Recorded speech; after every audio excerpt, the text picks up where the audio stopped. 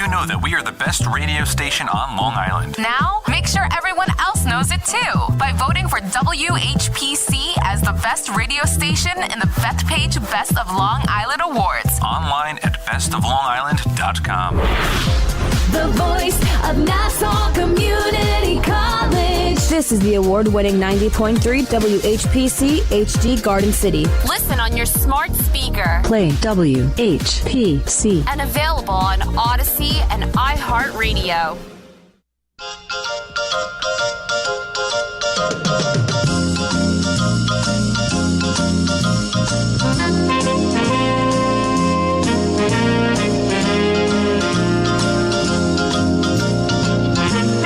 Welcome to another edition of From the Press Box here every Monday, 9 a.m. to 10 a.m.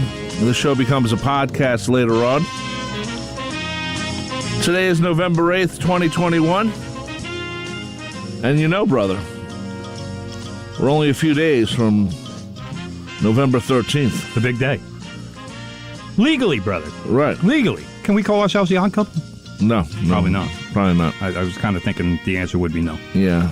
I assume that Is Gary Marshall still alive? No, Gary's dead. Who can we reach out to for that? No one. Everyone's dead. Jerry Belson's dead. Gary Marshall is dead. Neil Simon is dead. Because Gary probably wouldn't mind. Gary had no ownership of it. It was Neil Simon sold it to Paramount. Paramount owns it. Oh, then forget it. Yeah. Paramount's not doing it. Corporate. Never mind. Yeah, so anyway, November 13th, Felix Unger was asked to leave his residence. By Gloria. Well, they never said Gloria. Her name was Frances in the movie and the play. Well, not only that, but the hand that comes out the door to hold him to front, that was a man hand. It looked like it. It looked like I think that's where Seinfeld got man hands from. Maybe. I don't know, but it is still one of the greatest shows ever. Might have been Gary Marshall's hand. It might have been Gary Marshall's hand, you know.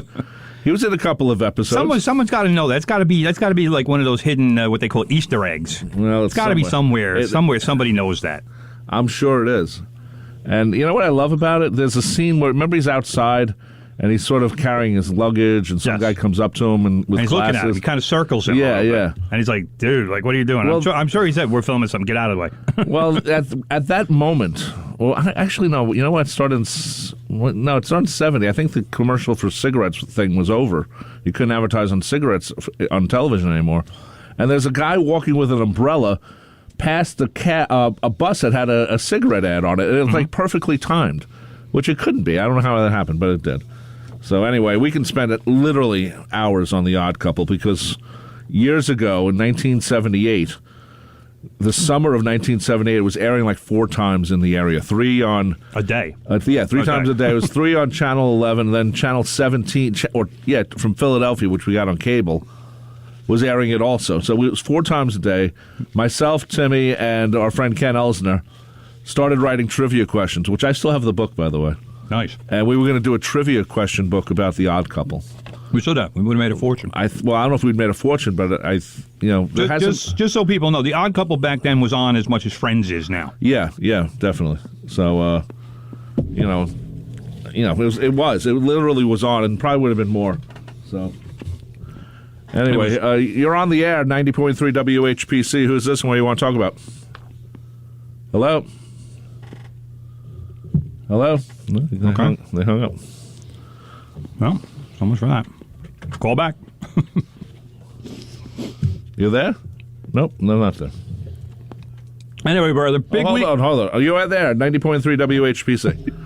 Yes, John from Freeport. Good morning. Hey, John from Freeport. Hey, we haven't heard from you in a while. Friend What's of the up? show, John from Freeport. What's happening, John? What do you want to talk about? Is Eleanor Donahue alive? And she was. What was she? Eleanor Donahue, I believe, is alive. Yes. Google her, brother. I think so. Yes. And secondly, she played Miriam for everybody who's not an Odd Couple fan. Miriam, Felix's girlfriend.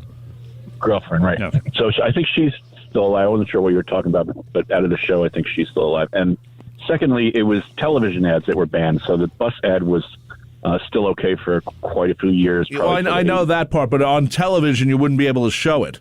You know, that's what I was talking about. Yeah, obviously, cigarette ads didn't end until the mid '80s because I have old Rolling Stone magazines and the cigarette ads all over the place. Yeah, I'm 56, and I do remember the Virginia Slims ad, "You've come a long way, baby." And I remember seeing cigarette ads on TV, so I guess I got a good memory from before I was 5. And Loving the show. The Jets suck as always. And of course, you got to remember that what is it? John for Freeport down on the Jets. Come on, John. What's wrong? Well, we're going to be down on the Jets ourselves in a little while, so if you want to get some shots in, John, be my guest. Be my guest with that defense. With that defense has allowed 130 points in the last 3 games. Wow. Horrible. Wow. By the way, John, since you're the first person to call, you interested in some Long Island Nets tickets? If you can't make it Nets. for November 12th, can you make it? Or are you available on tickets? Free tickets for 4-pack. It's at the Coliseum, or Yeah, where? Long Island Nets play. Their home is the Nassau Veterans Memorial Coliseum. Coliseum, just down the road from Freeport. November 12th is what type of day? I'm sorry to. Friday. Yes, I would love those tickets. There you go. Boom, we have a winner. Okay, let me read the full thing because, legally we have to. Be the first caller to 516-572-7440 and win a 4-pack of passes to see the Long Island Nets of the NBA G League, team affiliate of the Brooklyn Nets, playing home games at the Nassau Coliseum. The next home game is Friday, November 12th, which is coming up this week, as the Nets take on the Capital City Go-Go at 7 p.m. Ticket information is available by visiting longislandnets.com. Call 516. Oh, you already did call. So congratulations. Just hang on and we can get off the phone with us, and we'll get your information. We just Thank can't you very send much. it. I appreciate it. We just can't send it to John in Freeport. It doesn't work that way. The sad part of this, John, is you're going to have to miss Beatles songs. Oh, boy, yes. But I'll make it in time for anything and everything at 11. Or Yes, before the game. Actually, no, he won't, because the game's at 7. The game will be over by 9. TV's on at 6. 9:30. Yeah, he'll on the way to Coliseum. On the way to he'll Coliseum, you can listen to anything and everything. And then on the way back, you can listen to Wow, me. so many I self-promotions. love the Monkey Show. I'm digging the Monkey series with Tom and Heidi. Right.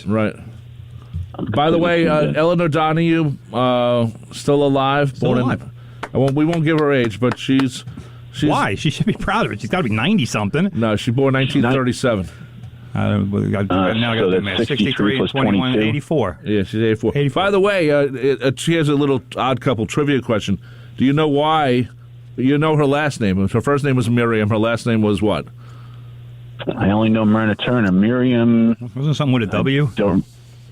Yeah, okay, it was No, I don't know Miriam Welby. And the reason they called her Miriam Welby is because she was on... what was the Dr. show? Welby? Marcus Welby? Marcus Welby was Robert Young. He played Robert. Oh, she was on... not Make Room for Daddy. What was the other one? The other one, yeah. I see. Yep. It was Father Knows Best. Father Knows Best. Father Knows Best. So they said, well, she's still technically related to him, so they called her. Robert Young was Marcus Welby, which was a huge show in the 70s. A little nut. Consuelo was his office assistant. Consuela. I don't remember Consuela. that.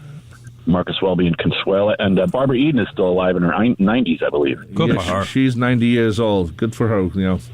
Bless her. So. I'm all for anybody. But most of the crew is gone. I mean, oh yeah. All right. I have to go back to work before they fire me, so send me over to Sean. No, we'll just hold on a sec. You want to talk about the Jets, or you just want to? No, I'm a Giant fan. I didn't really go see back the game. We'll let Timmy start talking. I'll get the information. All right, yeah, let's do that. Well, we're actually going to start with the Giants, which I'm sure John from Freeport will be happy about. A big win yesterday for the G-men. How about that? 23-16. First of all, Giants raised their record to 3-6. Joe Judge suddenly is looking like a better coach. Defense massive in this game. First of all, to talk about the incompetence of the Giants, they only had 245 yards of total offense, and they still managed to win. Daniel Jones was 15 for 20 for 110 yards, which for a good quarterback isn't even a half. But that was his entire output for the entire game, 110 yards, which is abysmal.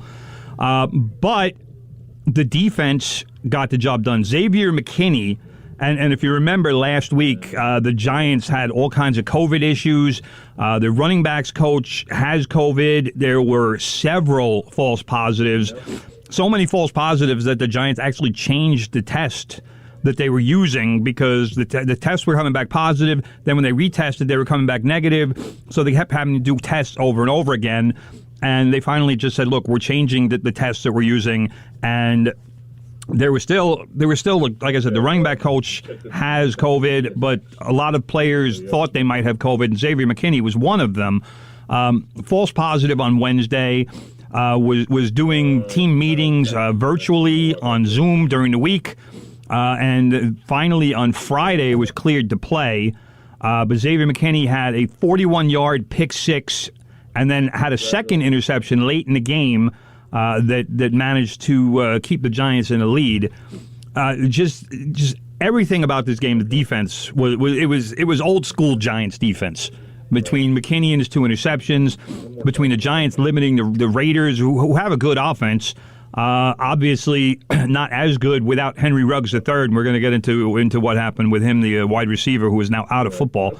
But the Raiders still have a good offense. They were on the Giants late in the game, on the last minute of the game. Raiders on the Giants' 13-yard line, and number 95, Quincy Roche, on the rush, gets to Raiders quarterback Derek Carr, strip sack fumble. Leonard Williams jumps on the ball, and the Giants, that's it. The game was over. Like I said, less than a minute left in the game. I'm watching the game, and I'm thinking the Raiders are going in to tie the game. And then I'm thinking, are the Raiders going to go for the 2, or are they going to go for the 1 and force overtime?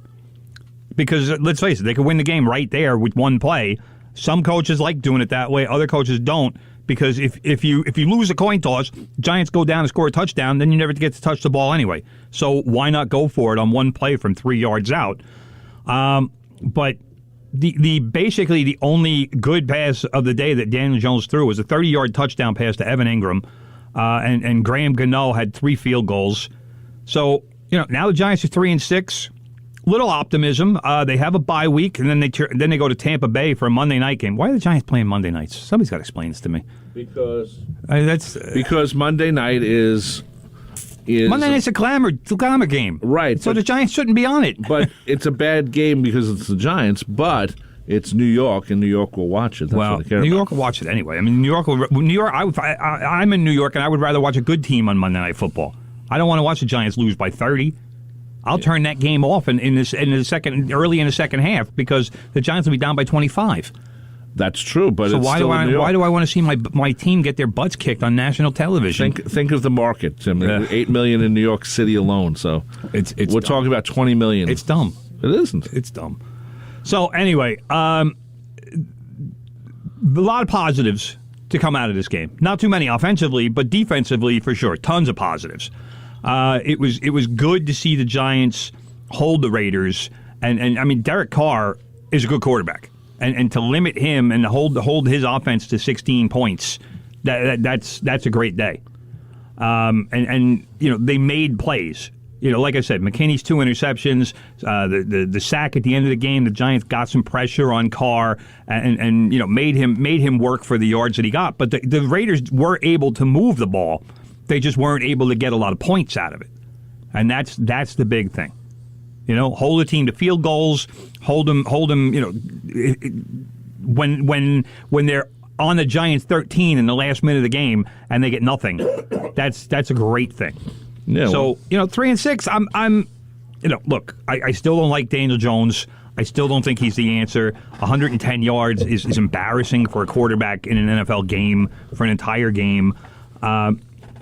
There are certainly issues that will be taken care of and need to be taken care of after the season. But to get a win against a good team is a nice thing for the Giants and a nice thing for Joe Judge, and especially after the week they went through with all the COVID stuff that was going on within the 4 walls, as they say, of the complex. Now, brother, if you remember last year, the NFC East was a horrible division. Yes. And it was very close. Still is this year, except for the Cowboys. It was very close, though, that the Giants could have won the division. I mean, literally, they screwed up. It was theirs to win. And I'm looking now. Right now, the division is 3-6, 3-6 with the Giants and the Eagles, and the Washington Reds, or the Washington football team. Reds. We're getting Reds. I'm shortening from Redskins. No, don't do that. What was the name you wanted to call them again?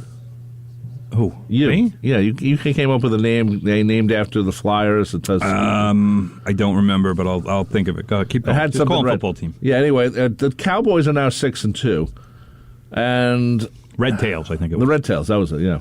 So I mean, technically, you know, The division hasn't changed since last year, except for the Cowboys. right? And the Cowboys, obviously a huge part of that is Dak Prescott is back, and has been playing. He didn't play yesterday, and the Cowboys got destroyed by the Denver Broncos team that is not even mediocre. They might have a 500 record, but they are not mediocre. They're a terrible team. And they just traded Von Miller, who's their all-time leading sack leader. They traded him to the Los Angeles Rams for a second and third round pick, and somehow beat the Dallas Cowboys. Right. Which just completely defies explanation. So the Cowboys, the only reason the Cowboys are better this season is because they have a good quarterback. But everybody else in the league is still the dregs of the NFL. You know, if you look at some of the other teams, you know, obviously the Jets are what, 2-6? The Jets are one of those teams, and the Jets have 2 good wins this season. They do. You consider the rest of the season was horrible. They've had 2 good wins. They've beaten 2 good teams, and you know the Giants yesterday beat a good team. The Raiders are a good team. They're not a great team, but they're a good team. Right. It's not like they beat the Dolphins or somebody or the Jaguars or something. In fact, the Jaguars won yesterday too, which was ridiculous. But you know we're in a weird. It's a weird season for the NFL because there's a lot of times with football you can pretty much figure out who's going to win a game. And this year, there's just been crazy results where teams out of nowhere, you know, the Jets beat the Titans. Where'd that come from? The Jets, or the Giants yesterday, beating the Raiders. I mean, nobody expected it. I don't know what the spread on the game was, but it had to be close to double figures. I don't care about the spread. But it's a pretty accurate reflection of what happens. Well, what's bothering me now, brother, and speaking of the gambling part, you bring it up, in the middle of games now it says, well, place your bets. Yeah. You know, it's like, come on. I tell you what, when I go to the UK, it's like that all the time. I know, but it takes away from... Well, you can say that, but I'm telling you that in other places around the world, it's normal. And the United States is playing catch-up with those countries. And I'm not saying it's good, bad, or whatever, because I personally, I'm not a fan of it, because I'm not somebody who is into the whole gambling culture. That being said, I like to think my knowledge of sports is a little better than most people. It is. So if I did gamble, I don't want to say I think I would make money, because I think the people who think like that are suckers, and those are the people who lose money. But I'm not a fan of these gambling commercials. I'm not a fan of the whole DraftKings of no stressy Jesse, whatever that stupid Grammatica commercial is. You know, it's too much. But that's where sports in this country is going. It is definitely going that way. I don't mind the gambling because it's just, I'd rather have it legal than not legal. I don't like it during the game. I don't want reminders during the game. I think, and I know it won't happen. But that's when people are watching a game, and that's when they want to bet. That's the perfect time for them to advertise. Right. But the bad part is that, you know, imagine you're a player and you find out certain odds have been laid down. Hey, we can make some money on this. They're not going to find out during the game. You never know. Who's watching TV during the game? You never know. I do know. They're on the sideline. They're on the sideline, about? and then they go into the locker room, and maybe they make a phone call. What's the update? Oh, okay, good. Well, we can do that. It could happen, bro. Well, you know what? If it happens, then people will be caught, and prosecutions will be done, and then society will correct itself. So that's what happens. So let's not get too into bizarre hypotheticals. Well, here. I like bizarre hypotheticals. Yeah, well, so anyway, so technically the Cowboys could screw up. You know? No. You don't think so? No, I don't see that happening. Yeah, yesterday with the Cowboys losing to the Broncos was an aberration. They were what, 6-2? Yeah. Cowboys? How are any of those other 3 teams going to catch them? Come on. There's not another team in the division that's even going to win 3 more games. Right. So, the Eagles are awful, like really bad. The Giants are okay. If the Giants have everybody healthy, they're the second best team in the division. But that's not saying much. You're talking about 7 and 10, maybe. I'm talking more like probably 6 and 11 at best. So that's why the Cowboys win one more game. They clinch the division, as far as I'm concerned. Well, nobody else is going to win 7 games. That's horrible. So that's how bad the division is. You got to also remember this year it's 17 games. So right, that's what I keep adding up. 6 and 11, 17 games. Yeah. So that's where we are with the NFC East. It's not a good division. It wasn't a good division last year. It's only marginally better this year because the Giants spent some money and the Cowboys got their quarterback back. Yep. So that's where we are. The Eagles stink. The Washington football team stinks.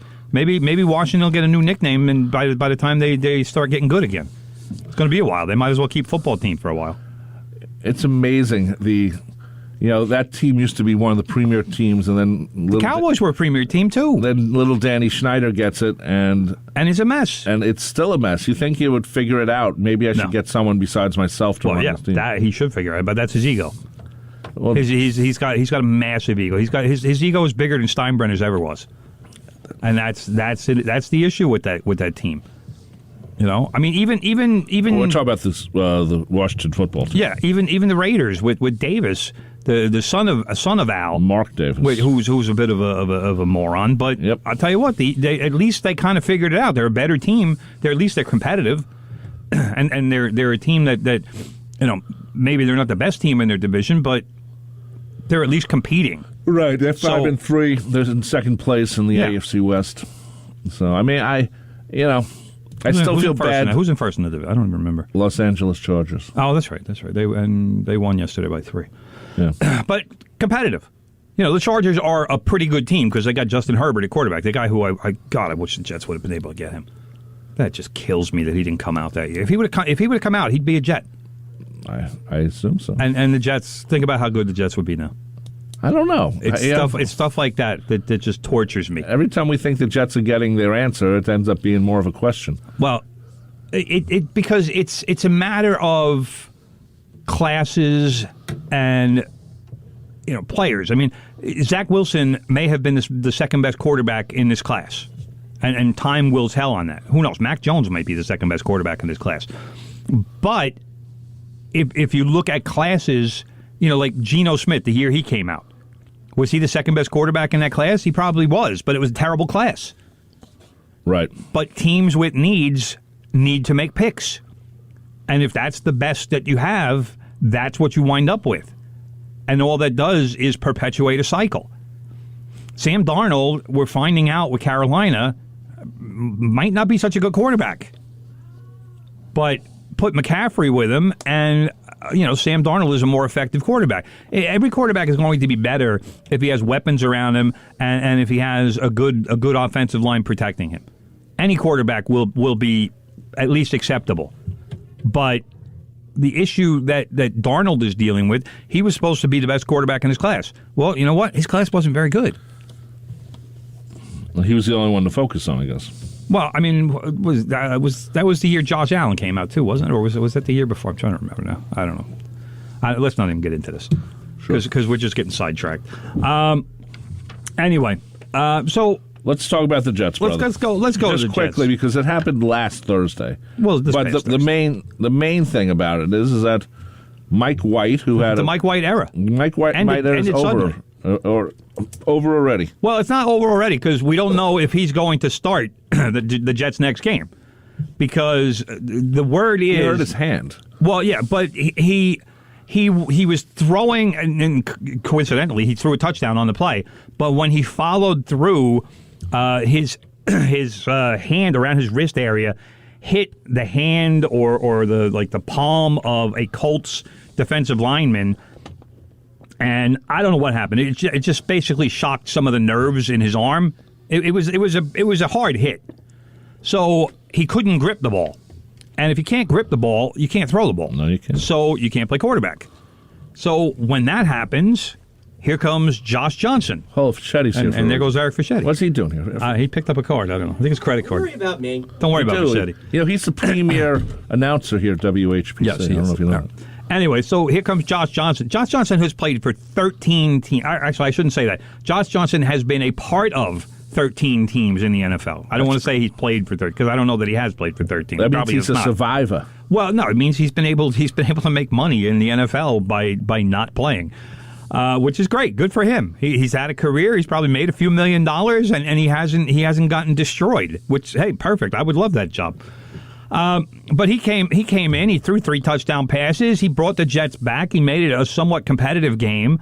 The Jets, they lost 45-30, but. Horrible game, by the way. It was a terrible game because it was easy for the Colts because they went up by a ton of points, and then they didn't have to play defense.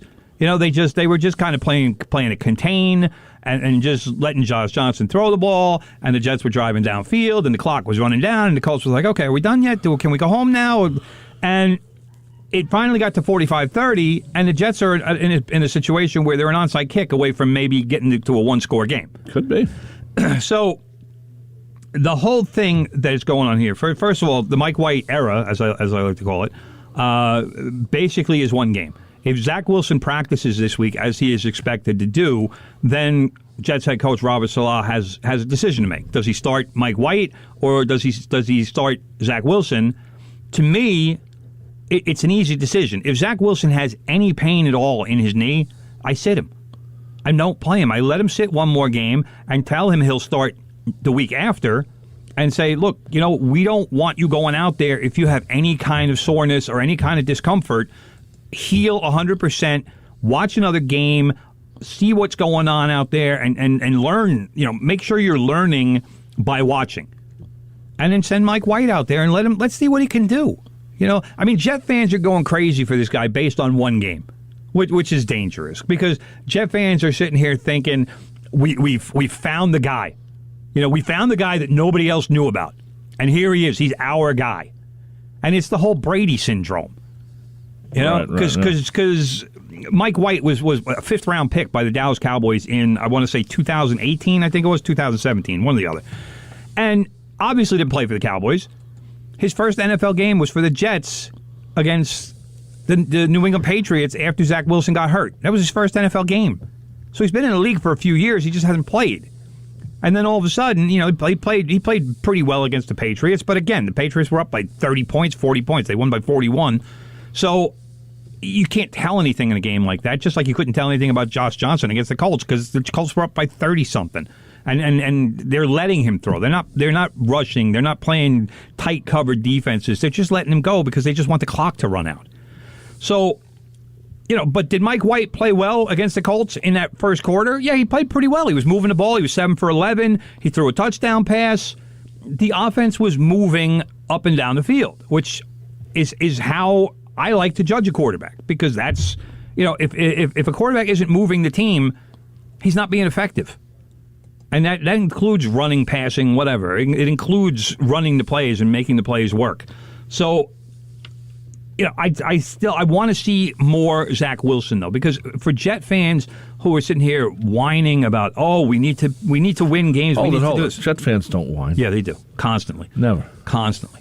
So and fine, I don't have any problems with them whining. Their franchise should be better, but the idea for this season, when you draft a quarterback 2nd overall in the draft, you're not doing that to win the following season because it's not going to happen. No.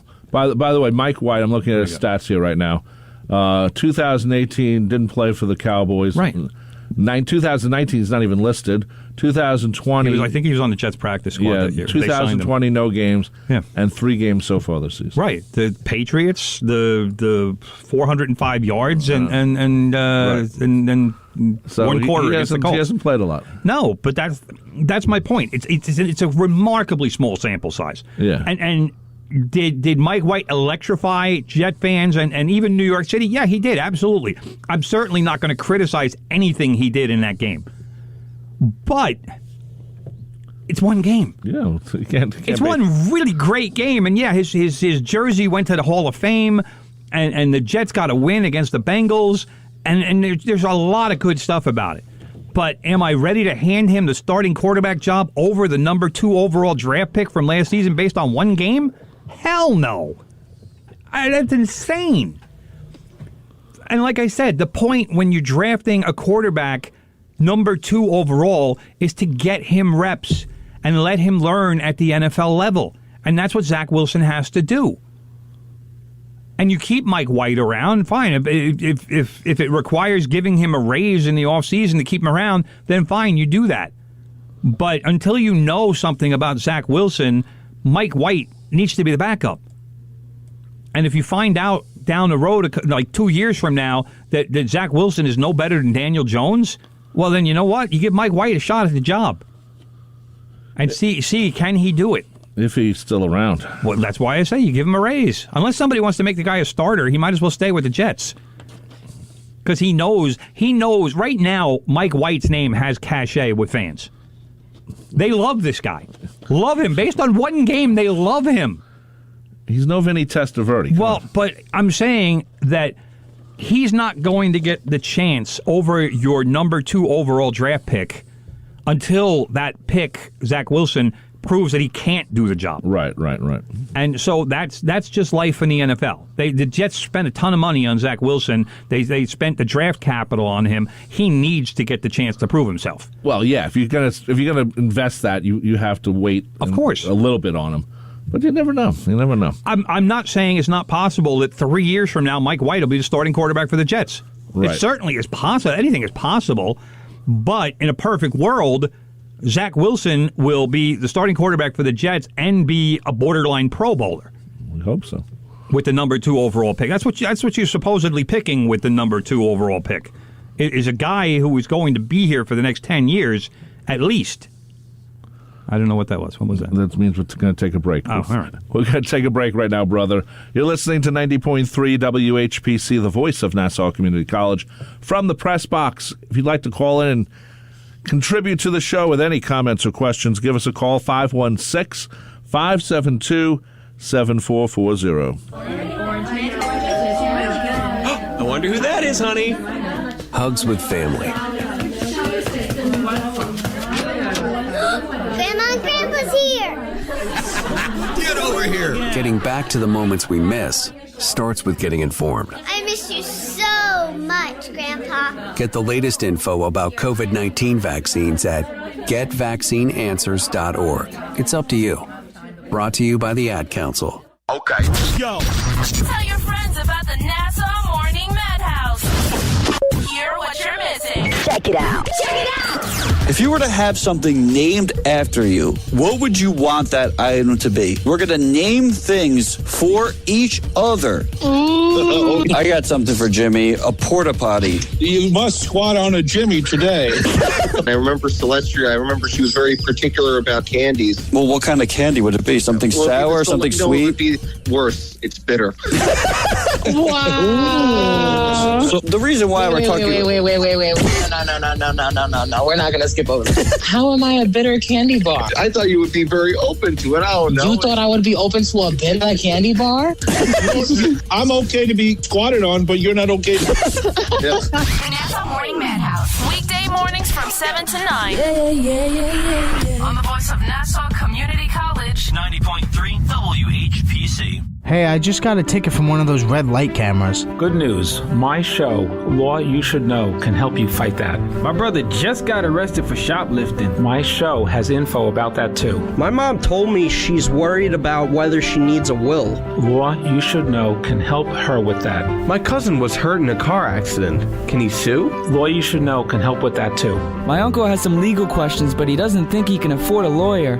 Tell him to be sure to listen to Law You Should Know every Wednesday at 3 p.m. for lots of free info about the law right here on the voice of Nassau Community College, 90.3 WHPC.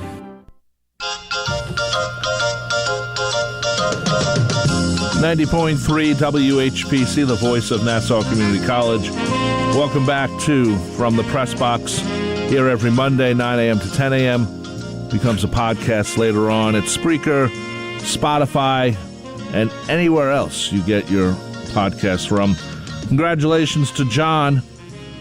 We call him John from Freeport. For getting the tickets to go see the Long Island Nets this coming Friday, November 12th at 7 p.m. as they play the Capital City Go-Go at the Nassau Veterans Memorial Coliseum. Does it say where Capital City is from, brother? I would assume it's Albany. I'm kind of assuming the same thing. That's why I was asking. Yeah, because but who knows? Yeah, they call themselves Capital City. So congratulations to John. And if you'd like to call in, 516-572-7440. One more thing about the Jets game on Thursday is that the defense was just pathetically bad. Terrible. Like we were talking about at the top of the show with John for Freeport. I did want to point this out. Jets defense, 130 points they've given up in 3 games, that's more than 43 points a game. Can't do that. There's no team in the NFL that can overcome that. The Colts scored on 8 of 11 possessions on Thursday, which it's just disgusting. The biggest problem with this, if you go back in the last 4 games, the Jets are giving up an average of 491 yards a game. Can't do that either. That's, it's like nobody's playing. 491 yards of offense on average. And Robert Saleh is a defensive coach. Defense is what he made his name on. That's his calling card. He was an outstanding defensive coordinator for the San Francisco 49ers. So I don't know what's going on, and it's only going to get worse because Marcus May, the Jet safety, one of the best guys on the defense, tore his Achilles tendon. So he's done for not only for this season, but he's probably going to miss a chunk of next season. It's such a horrible feeling to hurt your Achilles like that, man. It's bad. I don't know if it was fully torn because I saw him walk off the field. He was kind of limping, and if it was fully torn, he wouldn't be able to walk. No, you'd be so maybe that cuts down on the recovery time a little bit. But that injury, that's a year. And what happens if it's not your driving foot, or if it is your driving foot, I should say? Well, he's rich, brother. He's got money. You can pay somebody to drive him. I don't know, but you're worrying about stuff. I do worry about because that type of thing, injuries like that just scare me.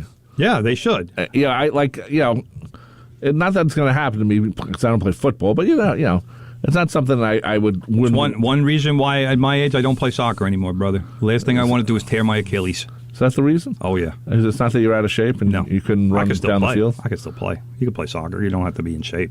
It helps if you do. Yes. But one positive, I will say, last thing on the Jets, brother, one positive for the Jets, wide receiver Elijah Moore, who was bringing it in the last couple of weeks and is starting to show that he's making the improvements and getting used to the league. 7 catches for 84 yards and 2 touchdowns for Elijah Moore on Thursday.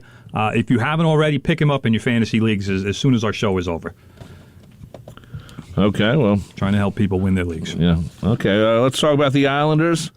Islanders have been playing pretty good, actually. Except for last night. I tell you what, NHL schedule people, what's wrong with you? 3 road games in 4 days. Yeah, and then they had, last week they were off like 4 days in a row. So. Yeah. And what happens, like first of all, the Islanders lose to the Minnesota Wild last night 5-2. But if you look at the game, what happened? The Islanders gave up 4 goals in the third period. The Wild outshot the Islanders 16-2 in the third period. Gee, you don't think maybe 3 games in 4 nights was the reason that the Islanders had nothing left in the third period? They had nothing left. Horrible. Unless they just iced the puck the entire game, the entire third period. Maybe. 16-2 in shots. Yeah, you can't do Ridiculous. That. But I think part of it has to do with the whole fact of, they're planning this, it's next Saturday that, the Islanders will debut at the UBS Arena in... Can't wait. In Elmont. And, it's bothering me about the ads, brother. Oh. It's not just about the Islanders, but the whole UBS Arena.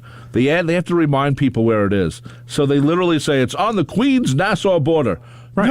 No, it's not. Literally, if you walk 5 feet over, you're in Queens. Right. That's how close it is to Queens. This was on the border. Right, but it's literally... So why are you saying it's not? I don't understand. But you're contradicting yourself. But it shouldn't be that close to Queens. That's what I guess I'm trying to say. But okay, so what? But they're saying it's on the Queens-Nassau border. I know that. I know that. But let them have that. It just bothers me. Anyway, brother, the thing that we need to talk about with the Islanders right now is the goaltending situation, which is certainly not bad because Ilya Sorokin is turning into an all-star goalie right before our eyes. Now, the only issue with that, the only negative, is that Semyon Varlamov is being paid like a number 1 goalie. Sure. And if you are now going to make him the backup, which I tell you what, I don't like players losing their job because of injury, but if I'm Barry Trotz, how am I sitting Ilya Sorokin when he has 3 shutouts in 9 games. He if you look at the first 2 games, he gave up 5 goals and 6 goals, and since then he's a monster. Yeah, an absolute monster. He is. I mean, he keeps shutouts here and there. 1 goal, 2 goals. He's been a beast in the goal. And the issue with that is you have to get Varlamov games. And Varlamov really only gave up 3 goals. I know it was 5-2, but two of the 2 goals at the end were empty netters. Right. So I'm not gonna kill Varlamov for that. But again, he's playing behind a tired team. The Islanders were trying to get the tie, to force overtime, and get a point out of it. I can't kill them for last night. I'm more than happy to kill the NHL for that, because how do you schedule 3 road games in 4 days? You can't. That's just horrible. But that said, going into last night's game, Islanders were 5-0-2 in their last 7. They're still in the middle of the pack in what is the Eastern Division in the NHL. Right. So, once they get home, I can see this team going. I don't want to say going on a run, because 5-0-2 is a run. That's a great run. 5-0-2 is, you kill for that. For the fact that they're playing 13 games in a row on the road, and they've done outstanding. We were talking about before the season started that if they wound up with like 14 points out of those 13 games, like go 7-6, I would have been happy with that. Yep. And they're going to wind up with more than that. Yes, they are. That's going to be a fantastic run so far. That, to me, is something that can propel them once they start playing home games. And obviously, if they've already played 13 road games, they're going to have an abundance of home games coming up. So, the only issue that I think the Islanders need to deal with is incorporating Varlamov back into a goalie tandem. And I still am not I'm not against Sorokin starting 65% of the games, and let's let him go and see if this is a wave or if this is who the guy is. And if this is who the guy is, you got to keep playing him, because it certainly looks like this is who he is. Well, it's always tough to be the main goalie who loses. Think about Glenn Chico-Resch, who lost his job, to Billy Smith. Now, of course, Chico was the guy, and then all of a sudden it's like, I don't know if he got hurt or Billy just went on a run, because a lot of times Al Arbour would sort of rotate back and forth on purpose. But Billy showed he was a better playoff goalie. Yeah, he just did. That was what it was. So that's why he became more of a number one. But to me, this was why they drafted Sorokin. This was who they thought they were getting when they acquired him. Right. So. He's still a young guy. It's just that this is the progress. This is the player they were expecting when they got him years ago. Yep. And developed him. This is the guy. This is who they thought. This is who they thought they were. So, but that's going to be worth watching over the next couple months probably. I mean, I don't think there's going to be any kind of decision anytime soon. I'd be surprised if Barry Trotz said, "Yeah, we're going with Ilya as our number one." I think he's just going to try to split him as much as possible, and probably will give Sorokin more games. It also depends on how good they play. I mean, right now the Islanders are in a great position because they've won all these games at the beginning of the season, and then the end of the season they have all these home games. Right. It's just incredible if you think about it, that they've played this well in the beginning of the season. And with this crazy setup. I mean, right. 13 games in a row on the road to start a season is insane. But I think what you do is you don't make a move until sometime in the middle of February and you see what happens there. And that's 3.5 months away. So let's talk about the Knicks. This team is... Things are going so well for the Knicks. This is amazing that they're playing as well as they are. But they're not anymore, brother. I know, but it just seems like they are. They just lost 3 out of 4, and they lost 3 out of 4, and the win was against the reigning champion Milwaukee Bucks on the road. Yeah. And they came back from a 20-point deficit to win by 15, which is just completely nuts. That shouldn't happen. 113-98. They beat the Bucks. It really humiliated them in front of their home crowd. It couldn't have looked any better for the Knicks in that game. Right. But then last night, they wind up losing to the Cleveland Cavaliers, Ricky Rubio scored a career-high 37. I think 37 points for Ricky Rubio, 8 for 9 from three-point line. I think Ricky Rubio is like 52 years old. He's been around forever. He's never been a guy that scores points. He's always been a pass-first point guard. So the fact that Ricky Rubio scored 37 points, literally, if you looked at Ricky Rubio's last 3 or 4 games, I guarantee you it wouldn't be more than 37 points. He's 31 years old. No! Yeah. That's not even possible. Birthday October 21st. Did he start playing in the NBA when he was 17? I don't know. He's been around forever. 31? That's what it says. What's the year of birth? 1990. That makes him 31. Oh, my God. That's crazy. I would have lost. I would have taken the over on 31. And guess what, brother? Round 1, pick 5 in the 2009 draft. He was a high pick. That was the Timberwolves, right? Yeah. And then they picked the Syracuse guard, like literally 3 picks later, which was so stupid. I think it was Johnny Flynn, I think his name was, and he didn't do much. But yeah, they picked back-to-back point guards in the first round. It was some of the most idiotic drafting in NBA history. But anyway, right now the Knicks are, they're struggling a little bit. Because they beat the Bucks, which is a great team, and secondly, brother, you would love this, especially with the theme song that you played. Mike Breen, when he introduced on ESPN, I think it was, right, started talking about the Knicks and the Bucks, and then he said, and the Hawks, and the Bucks, and Doris Burke had no clue, none whatsoever. And she's like, what is Hawks? And he's like, oh, it's my ode to the Odd Couple. Like, literally said it on here. It's my ode to the Odd Couple. And I was screaming. I was like, yeah. And she's like, yeah, I didn't watch that show. And I'm like, sorry, come on, you're old enough to know the show. But, yeah, so that was pretty cool. But Knicks, that Cavaliers loss at the Garden is just terrible loss. To me, that's their first really terrible loss of the season. Yeah. Well, I shouldn't say that. Second terrible loss, because the Magic loss at home was terrible, too, after they beat the crap out of the Magic in Orlando. But if the Knicks want to be where they're telling us they want to be, you can't fall asleep in these games. You can't take your foot off the gas. R.J. Barrett last night was terrible. Absolutely terrible. He scored 6 points. He was like 0 for 7 or something like that from 3 points. It's like, R.J., if the shot's not falling, get to the basket. I don't want R.J. Barrett thinking 3. I want R.J. Barrett thinking drive to the basket. I do, too. I got young legs. I'm going to jump over people. I am getting to the basket. I'm in the weight room getting stronger. I'm going to overpower people. But R.J. Barrett at 21 years old should not be thinking 3 points. No. I don't want 3. Like I said, you and I both agree on this.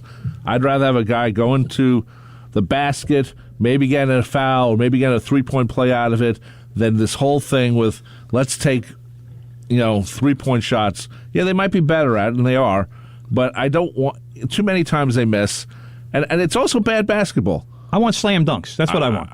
Get me dunks. A slam dunk wouldn't be bad. Dunks and layups. That's what I want. Yeah. And the 3-pointer. Hey, if it's open, take it. I don't have any problems with open threes. No. But you got to be open. Well, a lot of times they are. That's the problem. They're 30 feet away or something and say, oh, let's chuck it up. No, the Knicks haven't been doing that. There's a lot of guys in the league who do that, but the Knicks take decent threes for the most part. I mean, they're not taking anything from 2 or 3 steps behind the line. Yeah, well. I mean, most of their shots are pretty much on the line. But, too many is bad. R.J. Barrett to me, he's one of the few players they have who actually can drive the basket and should be driving the basket. Yep. Julius Randle loves that step-back 3, but he's a guy who's usually playing down low. Fournier is a guy who they got, and they're paying a lot of money. He's a shooter, and you want him shooting threes. Kemba Walker and Derrick Rose will pretty much do anything. I mean, they should be driving the basket and kicking the ball out. But that's what the Knicks are. But and like I said, in the last few games, the Milwaukee game aside, they've struggled. Yeah, they have. And they need to get back to a little bit more of the commitment to defense and shutting teams down, because the scores are getting higher, and that's defense is what's winning games for them. So that's what they need to get back to. And they play the Sixers tonight, and the Sixers are in first place. They're 8-2, but another loss makes the Knicks 6-5. Right. And after everybody was all excited about the 5-1 start, and wow, look at the Knicks, and they're going to be a contender this year, et cetera, et cetera.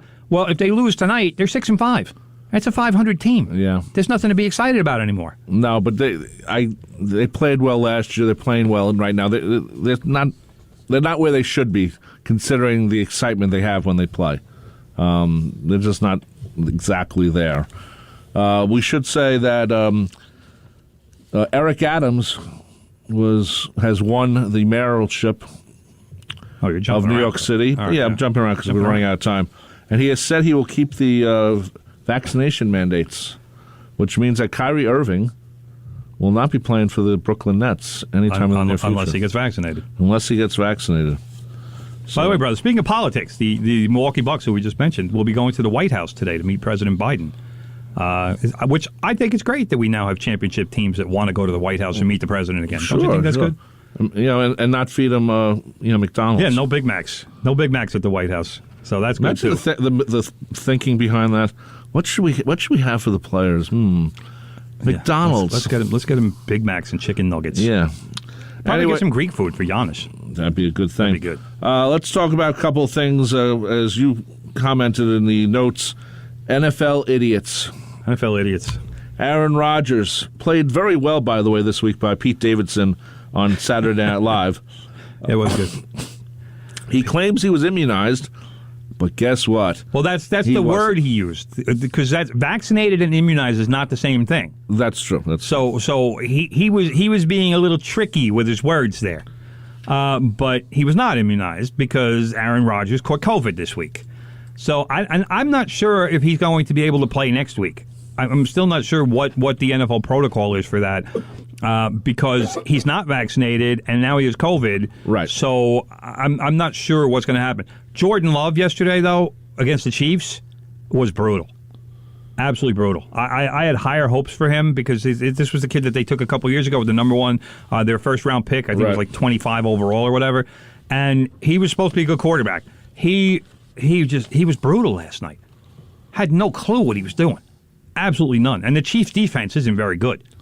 But the Chiefs wound up winning that game 13-7. Right. It's just terrible. And also, we should say that Henry Ruggs III, this is sad news. It's just a tragic story. Just a tragic story of stupidity. He was drunk driving his Corvette at 150 miles per hour while drunk. And I didn't even know Corvette could go 150 miles. I mean, I know it's a high-performance car, but first of all, why does any street car need to go 150 miles an hour? They don't. Secondly, Henry Ruggs III...